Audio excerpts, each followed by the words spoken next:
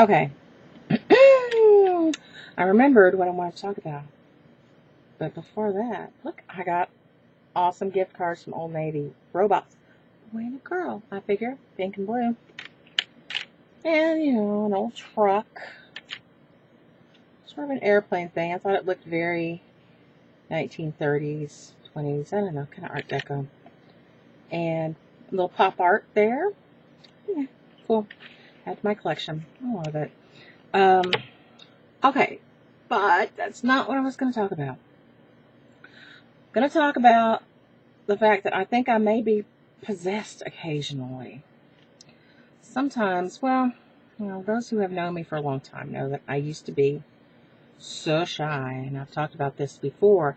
So shy, it was difficult for me to make phone calls or go into a store and do anything. Just pitiful, really bad social anxiety, I guess. And maybe because of the Zoloft that I take, which helps with a lot of stuff, doesn't help me enough with anxiety. I'm thinking of getting on an additional medication for that. But it has helped me enough that I can be rather brazen and bold, and it always takes me by surprise. And as a matter of fact, it's downright stunning sometimes. And it's like I'm watching myself from outside my body, watching myself be this brave, bold, articulate person. It's weird. It's a weird feeling. And I did it again the other day without even thinking about it. And much to the upset of the few people that I have told about it, they both said, you could have been hurt. You could have been killed. All right, here's the thing. I don't like being around drunks. I don't like being around drunk people. I find it obnoxious. Really obnoxious. I've been drunk a few times. Only once did I mean to get drunk. The other times, it's just that I didn't know my limits because I don't drink very often. And it was unpleasant every single time, and I try to avoid it at all costs. So, and it's even worse when people get out on the road and are driving themselves around drunk or stoned out of their gourds or whatever. It's really unforgivable to me because of the risk to other people on the road who are sober and just trying to, get their kids to school or come home from work or whatever. It pisses me off.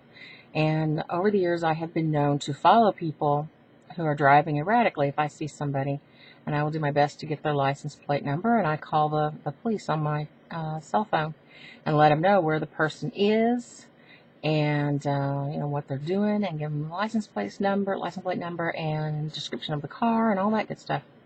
I haven't done it in a while though, and usually I have somebody else with me in the car. I was driving home from taking him to work the other day, and I decided, because it was kind of late in the day, I decided I didn't want to get stuck in evening traffic going through town, so I exited and kind of on the edge of town and went the country way, which is not as country as it used to be, but still, it's very windy. It's not something you want to take in the dark necessarily unless you know it pretty well, but it's a pretty drive, and it's a little bit longer, but it lets you avoid a lot of traffic. So I decided to do that, and as I'm driving along, the closer I get to home, the less traffic there is, because we live pretty far out. And I really don't remember if I caught up to him or if he turned onto the highway. Hi, Falcon. See you. I don't know if he turned onto the highway. I don't know. Anyway, it doesn't matter. I noticed this kind of gross colored Jeep SUV, and it was fairly new. And this guy, at first I thought, well, we're out on a country road, and even when I get out long stretches where I can tell there's nobody around, I'll drive down the middle of the road or whatever. I'm not as concerned because there's no other traffic and it's not going to hurt anybody. But this was very windy, and the grass around here out in the country has gotten very tall, and a lot of times you can't see what's coming. And he would get in the center and straddle the center line and drive down for a while, and then would get back in his lane, and then he'd run off the road into the grass on the other side. And he was never driving the limit. He was always either 10 miles over or 10 miles under. And can you see the Bride of Frankenstein there? I see her. It's very distracting.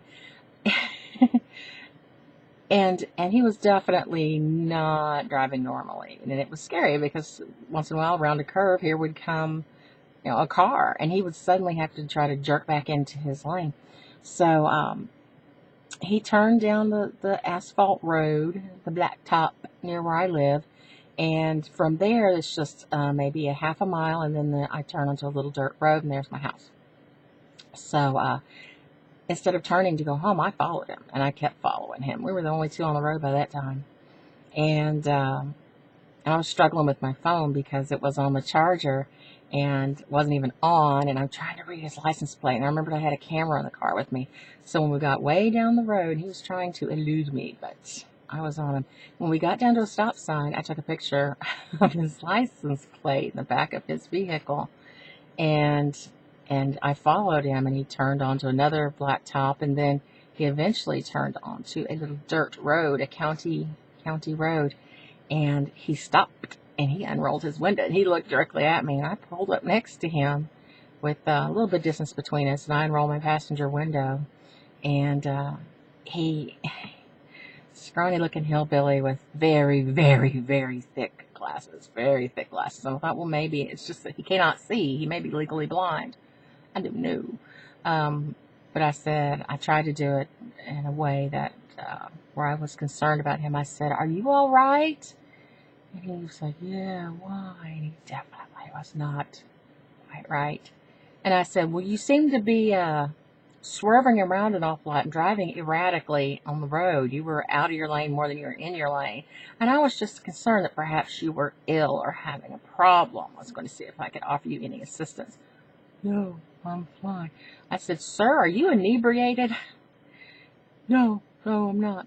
I said, "Really? Because you seem like you're not quite together." And he just, he refused to admit anything. And I said, "Are you headed home? Do you live down this road?" Yeah.